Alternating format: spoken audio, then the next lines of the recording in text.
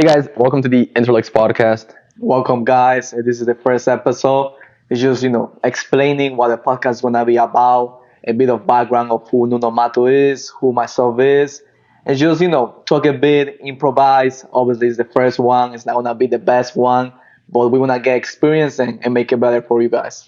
And hopefully we give a lot of insights into what a successful entrepreneur has for qualities and traits and what it takes to be one. And also that honestly, at the end of the day, if you just dedicate yourself and put in time, that anybody can really do it. So Excellent. It's a journey that we've both been through. And, we're just starting as well. I'm 22. Sebastian is 21. And 22 as well, 22, right? I just turned 20. Just turned 22. Yeah. So and here we are, both with very different backgrounds, but at the same place at the end of the day. So exactly. And first with the name, like why Interlix? It's just because that's the name of the company that I'm currently owning. So I was like, let me stick with the same brand. I'm not gonna do promotion or anything like that. I'm neither gonna sell any courses or coaching things. We're not gonna promote anything. If Puma wants to sponsor me or Red Bull or any energy drink, I'm fine with that. But it's not gonna be selling courses or anything like that. It's gonna be pure sharing knowledge, sharing wisdom, and just bringing people with incredible stories, incredible backgrounds, and how they have made it. It can be entrepreneurship in other areas, perhaps career-wise as well. So Chesco, I want to know a little bit more about your background, where you came from, how you got here, what has been leading up to the creation of your first company.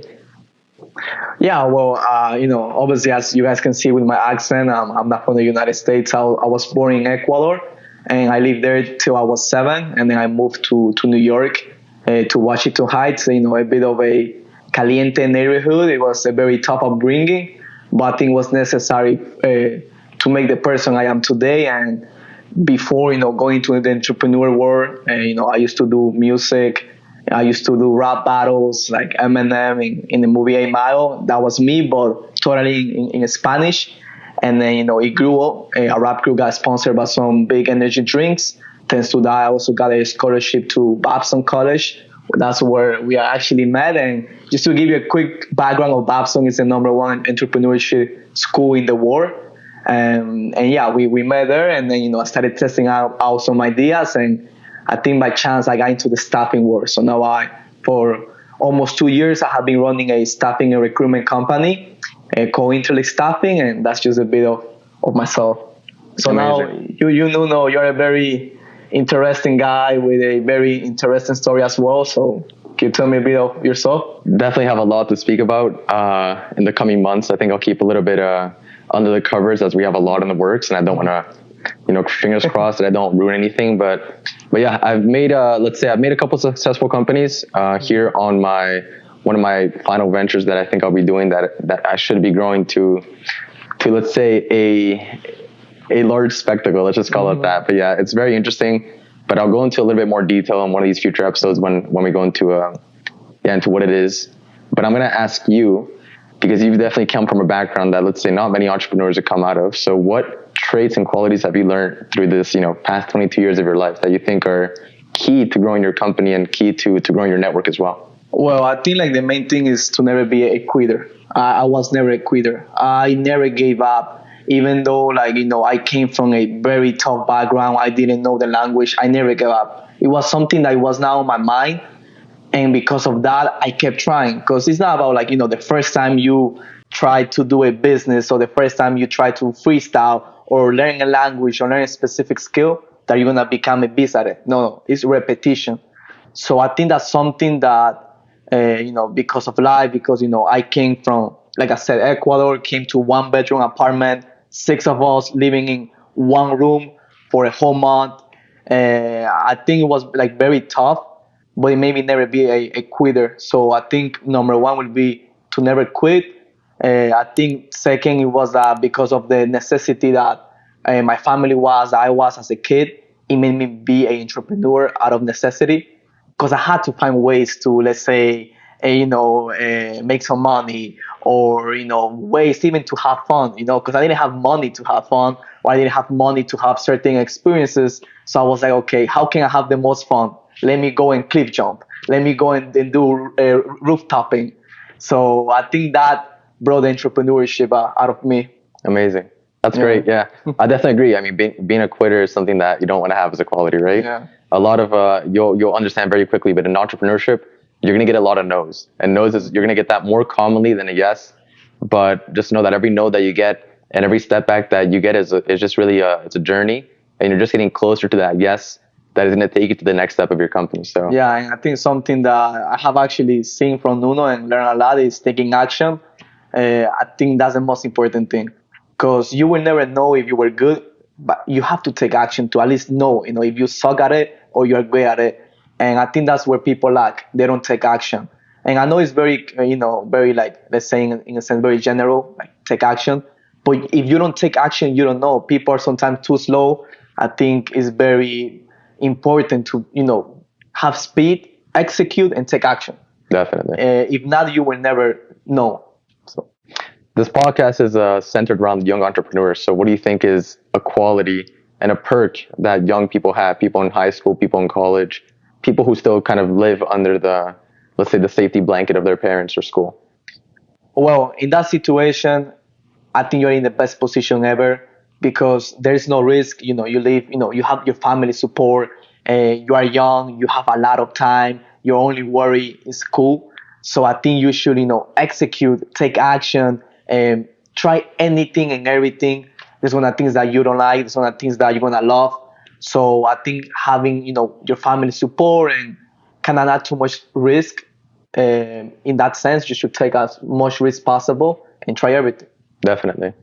Yeah, I feel like a lot of people think that young people don't have the necessary skills or the right, let's say, skill set to do a lot of these things that entrepreneurs will need. But quite honestly, I think it's the opposite. We're all thriving. We're on an age where we have so much energy and we're all keen to learn, especially when we're motivated. So yeah, I think being young really plays into our advantage, and especially in these new industries that are coming up all the time. The skill set that we have and the knowledge is kind of evenly spread out amongst everyone else. So Yeah, I do agree. I think when it comes to, online businesses, most of them are being run by young entrepreneurs, by people our age, and we are dominating those. Even AI, I have seen so many young entrepreneurs that have come with such crazy AI companies that are right now taking the market by surprise. And you see this, these people, and they're, 25 years old, they're 24, even some people are younger. So I think it's a great opportunity for everybody. But now going more into what the podcast is going to entitle, it's going to be mostly bringing young entrepreneurs as guests to talk about, their experience, their background, kind of more of a personal podcast. I know this is just more like introducing the idea itself, but you're going to be, talking about them, learning about their story, how they build the business, any success, failure that they have faced, and also lessons for the young entrepreneurs and young aspiring professionals. yeah, hopefully we can shed a lot of light on what we've learned, through my years of experience and also his years of experience. We're both very young, but at the end of the day, we're in the situation that many young entrepreneurs have been in. And again, I think the first key is always taking action, like Jessica talked about. I think I fucked it up there. Yeah, no, Chesco is my nickname. It's fine. Yeah, you just say like that. Sorry, I call him Chesco. Yeah, Chesco is my nickname. So if people, ever in the podcast come and they call me Francesco or Chesco, that's my middle name. For some reason, when I grew up, they used to call my middle name my parents and my family. So I know I'm in the United States, so I should be called Sebastian, but my close friends call me Chesco or Francesco. Amazing. So, yeah. And Chesco is my AKA if you guys want to search me up on YouTube. And talking about the people that you're going to bring into the podcast, I know that one thing that you've really been putting a lot of time into is networking. How has networking affected the company that you built and also the personal relationships that you made? Well, networking is everything, I think. Building relationships with people is what will bring you not only business and leads or they can become clients, but it brings you so much knowledge. I think networking is key. I think in a sense, even we had a friendship. In a sense, this is networking because, when we met and then we grew together and then we help each other in various ways, So I think networking is great. And if you people are like, oh, I don't know how to network, just go to Eventbrite and search networking events and just go to all of them. And you're going to meet people that are business owners, meet people interesting. Just start doing stuff. It's really simple. Yeah, definitely. I think one of the biggest takeaways that I got from Babson was all the people that I got to meet. Yeah. I mean, there's people from all backgrounds, which is one thing, but there's also people that have companies and networks in all industries in the world, quite honestly. And I think that, the famous quote, "Network is your net worth." It's like the people you meet is going to be a big impact in the success of your company and your own success. And at the end of the day as well, you're going to meet people who are, very talented, and they might not have their company set up, but the very talented people that are especially very smart, they're going to always help you out with your stuff, and you can help them out too. Babson College pay us for a sponsor. No, but yeah, we already graduated Babson College. Nuno had an interesting story. Not sure if you wanna talk a bit about Sure. I basically I dropped out my second year because I didn't think it suited me anymore. Because quite honestly, I think many entrepreneurs feel the same way. Classes are not necessarily super helpful to learn how to be an entrepreneur, right? I mean, although Babson is an entrepreneurship school and they have entrepreneurship focused classes, I think what really makes Babson an entrepreneurship school is that a lot of people with the same mindset go to that school, and you're surrounded and you're kind of nurtured in that pot, and I think that's really what the most important thing is. It's the mindset that you meet there, not the actual classes. So Babson for me, I mean, it was great, 2 years, and I met a lot of great people like Francisco. And I think, at a certain point, it just wasn't as useful. The classes weren't as useful. The payment is also quite high. So for me, it was a better decision to take the time off and focus on myself and my companies. And I think he made the best choice he had. And, I was always admired by how he, was doing classes and running businesses at the same time.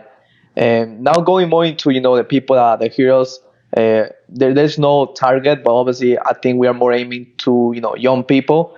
But if there's older entrepreneurs that want to learn how young professionals, young entrepreneurs are thinking, that can also be a asset for you guys. And in regards to the guests going back, we want to bring just to give some samples, we're gonna bring people that have run marketing agencies, people that also are in the staffing industry as well, and we want to bring young professionals who had acquired jobs at top firms such as BlackRock, just to name a few. And just people that came from nothing, and were able to achieve a high-paying job, a six-figure jobs at early age. So it's not only for entrepreneurs, but also for young, successful professionals. Definitely. And I think a key point that I also saw Chesco do a lot is you can always reach out to us. I mean, we're people that are accessible. You don't just have to watch our videos and say, oh, these guys are great, or whatever it is that you guys think, or these guys are horrible. But you can always send us a message, ask us what you want to ask. We're always here to help. At the end of the day, I also like to meet people who are like-minded as myself. So if you're watching this video, it's for a reason, and I'd always love to connect. Yeah, and if you guys, if any young entrepreneur is watching this and has a very interesting story, feel free to reach out, and we will connect you with your team and see if you are a fit for the podcast. So I'm always happy to see to meet other people online as well. Also, going a bit more into the reason why I'm doing the podcast, and the reason behind all of this is because like I said before, I came from a very tough background. Statistically, I shouldn't be here. Obviously, perhaps in another video, I can go more in depth about my story, my background, and I just want to do this to not teach, but show other people were in my same shoes, other young immigrants, other young people that are poor like I was, and that it is possible. It is possible to start a business. It is possible to make money online. Even though my staffing and recruitment, all my workers are remote, so that's what I'm saying online. But that it is possible. I want to show let's say a 12-year-old immigrant from Colombia is watching this, or some 18-year-old person as well, that it is possible to be broke, to come from a very tough background where you don't even know where your next meal is going to be, and still made it out. So I think my main thing is motivating people and showing that it is possible. Because at one point I thought that making money wasn't possible at a young age. Then I met this guy, I had a mind switch, and I started working my ass off. Obviously, it wasn't right away. It took me probably 2 years. And then, I started seeing results. But I think having that mind switch and knowing that it is possible. You can really change your life was mind-blowing for me. Definitely. I'm very happy with that. I mean, I think that the day this podcast is not only to, to reach out to the young entrepreneurs, but also hopefully inspire people to start. And again, the biggest key is to start. And if you never start, you're never gonna know if you can or can't succeed. Yeah. So. And we're not gonna sell you guys courses, because I see a lot of podcasts that at the end they give you a hook. They wanna sell you coaching, consulting. We're not selling anything. We're just giving free content. And just also to build relationships through podcasting. This is something that me and Nuno has been wanting to do for a long time as well. And then anything else before we end our first podcast? No, I hope you guys, if you guys made it this far, I appreciate it. Again, we're going to be here for a while, so get used to our faces. Yeah, exactly. And over here, I'm going to put all the social media. If you guys want to, find us, find more about the podcast, some clips, some reels, all of that is going to be in the social media here. And it's also going to be on the description as well. And probably, one last thing. So the podcast is going to be bi-weekly. It might become weekly later on. It depends how busy we are and also how the podcast is going. And in 2 weeks, you should have the first guest. There's actually a guest right now on backstage. He might come for a couple months later. But I think that's all in for me. Amazing. Yeah. Thank you guys for watching. See you guys. Take care. Bye from the Interlix team.